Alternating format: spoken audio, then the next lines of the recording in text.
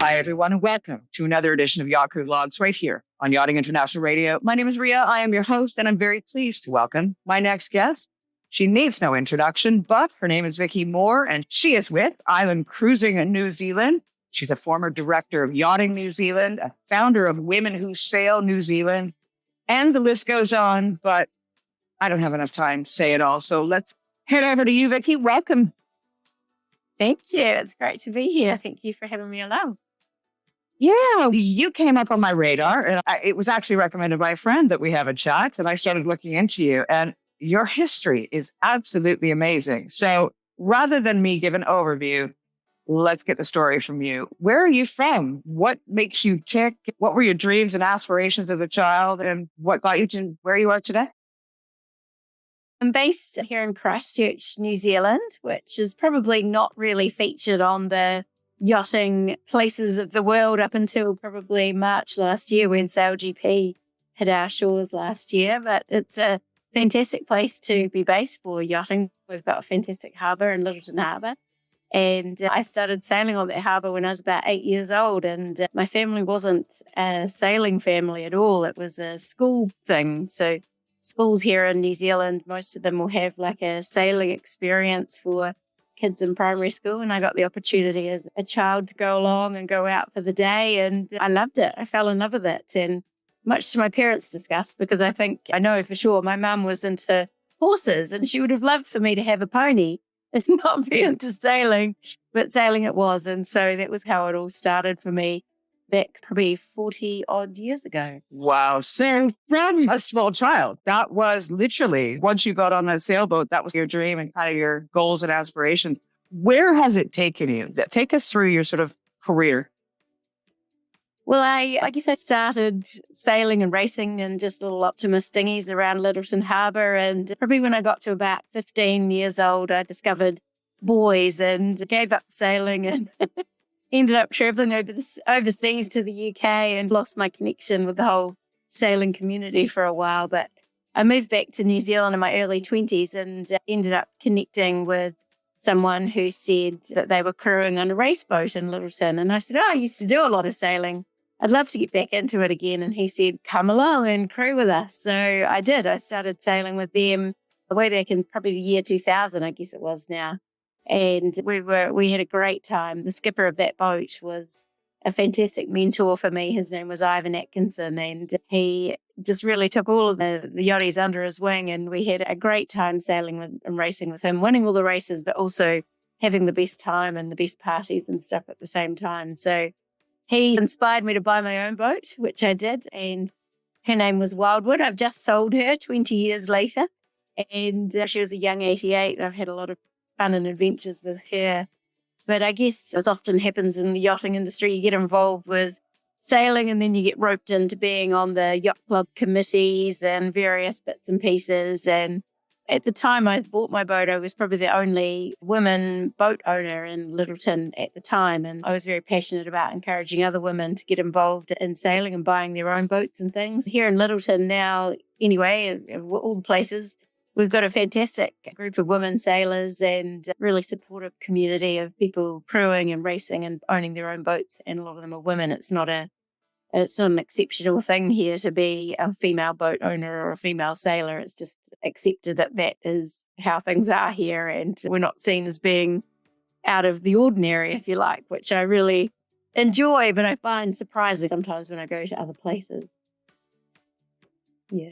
It's time for you to spread the word, I think. Let me ask you, in regards to selling your first boat, how did you feel after that? Because I've heard a lot of boat owners say that, especially sailors, because I think sailors and just fishing boat owner or yacht owner, it's a little bit different because sailors are really connected to their equipment and connected to their boat. How did that feel to sell her after 20 years? Oh, it was a tough decision because she really was part of the family. She came along before my son did. So she was my first child, if you like. And I guess everyone always knew how much I loved that boat. And it got to the point when I bought the Island Cruising Rally, I realized that I wanted something a bit bigger that I was going to be able to take offshore. And so I felt like I'd outgrown the size of boat that she was, but that didn't detract from the way that I felt about her. So I sold her in November and sailed her up to Wellington with the new owner, where he was taking possession of her. And the day that I handed her over, I cried and cried. It was terrible. Cried for the next week. But I know she's gone to a good home, and he's really enjoying sailing her with his partner up in Auckland now. He's got her up there, and I know she's gone to a good home, so I feel much happier about that. Yeah, that was going to be my next question. Did you do the proper vetting process of the person that was going to give her a new home? Definitely. There were a few people that came and had a look at her, and I was kind of like, no, you're not going to buy her. So this guy and his partner are fantastic new owners for her. She's a lovely boat. So I know they'll enjoy spending time on board her. Yeah. Tell me about the island cruising and down under rally. You have just recently taken that over. What is it? What is the goal of it? And what do you hope to achieve? So island cruising has been around since the mid-1980s, and it was set up originally by a couple who were working for the Tourism Authority of Tonga. So they wanted to start promoting yachting tourism in Tonga. So they decided to create a yacht rally. And so it's been going since then. So over 30 odd years, I guess 30 plus years, that people have been sailing up and down to Tonga around the Pacific. So the brand island cruising is really well known here in New Zealand and the South Pacific. I'm the fifth owner, so I bought it mid-COVID, which was an interesting decision given nobody was allowed to travel at the time. But the owners who had it at the time made me an offer I couldn't refuse. And my career prior to that had been in the travel industry and in politics, actually. And so I'd been a lot involved with coordinating people and places and things and events. And owning the rally is very much like that as well. Like you help coordinate sailors and their boats to get from point A to point B. And so it really helped with all of my work experience and also my passion for sailing and coordinating people and events to gel that all together into one business that I could operate. Traditionally, it had been run as a mother duck ship, and everyone follow along behind the yachts, the main yacht. And at the time, I was a solo parent. My husband had been killed in an accident a few years prior, so I couldn't go off and just leave my son at home for 6 months on his own. So I decided to flip the whole model on its head and run it like as a remote rally that I could do from home, and just really try to empower people with the knowledge and skills that they needed prior to setting off, so that they would feel a lot more confident when they left the shores to do it a bit more on their own, as opposed to being led around by a guide. So that was the model, and I had a little bit of resistance to start off with from that, particularly some of the men who this wasn't the way that an island cruising rally was supposed to run. And I was like, it's my business. I can do whatever I want with that, actually. Thanks for your concern. And since then, it's grown. So in the first year, we started with, I think, 28 boats. That was the first year that we were allowed to travel after COVID in 2022. And then last year, we started with 70 boats and ended up with 93 at the end. This year, we've still got 5 months to go before the rally departs. We've got 90 yachts registered already. And so it's going, and it's a lot more flexible. People can choose their dates, they can choose their destinations, and I'm just here to help support them and help coach them along the way and deal with any dramas that kind of come along, help them with their paperwork, give them ideas and suggestions on places and events that they can attend whilst they're away in the islands, provide them with weather support and a lot of kind of pre-departure content to help them make sure their boats are up to standard and safe to go offshore. Yeah, so that was island cruising. And last year I bought the Down Under Rally, which is like the Australian version of the business. Previously, I'd worked very closely with the owners of that business, and we'd passed people backwards and forwards. If people were going to Australia, I'd hand them over to Down Under Rally. If people were coming to New Zealand, they'd get handed over to me. But the owner of that rally was keen to move on. He'd been doing it for 10 years. And so he approached me to see if I'd wanted to buy it. And I was like, yeah, it would create a nice, seamless solution for people traveling around the South Pacific between New Zealand, Tonga, Fiji, Vanuatu, New Caledonia, and Australia. Yeah, it's going really so far. A lot of work, but it's good.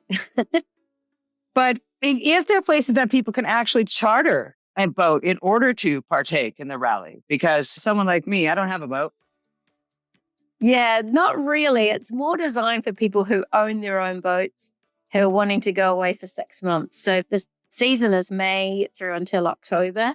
So typically a rally participant will be somebody that owns their own boat, has always dreamed about going offshore, wants to be connected with the other people that is heading in the same direction as them, and have some sort of backup support or somebody they can call on if they're not sure of anything along the way. And so we provide that sort of safety net, if you like, for people that are traveling to the islands, particularly for their first time. But we often get people returning again over and over again just because they enjoy the social aspect of it, and also they enjoy helping the others that are wanting to go and follow in their footsteps as well. If people are wanting to go and charter, there are charter destinations in those places, and we have a lot of our members who join up as a member of the actual organisation to participate in some of our training programs before they go offshore. And some of them might come up for a couple of weeks and charter a boat and perhaps connect people along the way. But the rally itself is a 6-month adventure, if you like. Yeah. And what is the biggest vessel that you've had and the smallest vessel that you've had? So the smallest vessel was about a 35-foot monohull yacht, steel yacht that went offshore. The biggest we've had is a 75-foot sort of expedition vessel, so like a mini super yacht, if you like, and that sort of just keeps them within a certain space range, but we'll accept any size boat, or whether it's single-handed or families or older couples or bigger boats or little boats. They can all join in the fun and benefit from the things that we include in the rally content. Now that we're in the age of the mega yacht, with some of these yachts being bigger than cruise ships, is there a size limit to what you will? Because not all boats can go in the same places. I mean, yeah, exactly. And so we're conscious of that too, because there's a big group on the rally. So we really don't want everyone arriving in one place at one time. So people do tend to spread out quite a lot. And that's the benefit of having the flexibility on this rally. You don't all necessarily need to be going from the same place on the same dates with each other. We haven't had that problem with big yachts these days. Most of the super yachts do tend to have an agent, and they tend to do their own things and that sort of stuff. The skippers, of course, are a lot more experienced and qualified people. They're at a different kind of age and stage, if you like, than the people that are on our rallies. But if they wanted to tap into our content and things, they'd be very welcome to as well. We sometimes bump into the super yachts along the way. They seem to end up in the same places we are. We joke that they're on the rally as well, but they're not. Just invite them to a party. Invite them to a party. Yeah. Yeah. Excellent. Very welcome to come and join us at all our cool events. But sometimes I feel a wee bit sorry for them, actually, because they're stuck out in the middle of nowhere on their own, and we're all ducked up in this bay having a big party on the beach. And I think, gosh, they must be very lonely up there on their boat all by themselves. They should probably come ashore and join in the fun. It's so true, isn't it? Yeah. I think the world tends to look at these people that are on these super yachts as well, they are very privileged, sure, but they are very isolated as well. And I'm pretty sure their entire life is isolated. So to be part of enjoying the sea and enjoying the ocean as much as you possibly can, but to do so in a large group just makes it that much more magical, I would imagine. It does. It really does. And the camaraderie is amazing between the rally participants. You see the friendships that people make along the way, particularly if they've had to overcome something really challenging. We have boats that have some major issues and people that come to their rescue that don't even know them, and they form some incredibly strong bonds between those people. It's absolutely heartwarming. And yeah, I do sometimes feel a bit sorry for some of the other boats that aren't participating in the rally, because they feel sometimes just a little bit isolated from a lot of the fun stuff and that support that each other, the rally participants give each other, not necessarily me. It's them helping one another along the way. It's amazing. It's all part of the community, and also how they interact with the locals as well. The people will go ashore and perhaps the local village, their generator might be broken or something. And so the rally guys go back out and they pick up their toolboxes and they've got spare parts and bits and pieces, and they'll come ashore and they'll spend hours trying to fix the village generator with the local people. And that just creates some incredible relationships that you just, money can't buy that sort of stuff. It's amazing. Yeah. No, it just, when you interact with your human counterparts and you lend a hand, I think that takes things to an entirely new level. And that's exactly what sets us apart from animals, to be honest. Yeah, totally. Everyone just loves helping each other. And that's a really big part of our values of the rally is just looking after each other and also being really mindful of the communities that we visit and the places that we're going to, like being culturally sensitive to the local protocols. Like, for example, in Tonga, they're very religious in Tonga. So on Sundays, you can't have parties on Sundays or do work on Sundays or whatever. So it's just educating people about the local etiquette and the local culture and making sure that people don't inadvertently upset or offend people, which they may not understand. Like they just might not realize that's the case. So we spend a lot of time educating people on the culture and how to assimilate and be respectful of the places and the people that they go to visit, and just, ensuring that we being good citizens for future sailors that come along as well, keeping that reputation for yachties so that you don't get this, oh, sailors are here and they're going to be a pain whilst they're here and they're not people that we want to welcome to our place. We want to be able to give back to those places so that the people are welcome to come again and again, create those relationships. Vicki, it's been an absolute pleasure getting to know you, and I really look forward to maybe following your next rally. Yeah, you should come along and come down to Fiji or somewhere and meet us along the way. It'd be great. Do you know what? I would love to provide all of the information below this interview when it airs. If anybody is interested in contacting Vicki and asking about island cruising New Zealand and Australia and wanting to be part of this rally. Thank you so much, Vicki. You've been watching another edition of Yacht Crew Vlogs right here on Yachting International Radio. My name is Rhea. I have been your host. We'll see you again next time.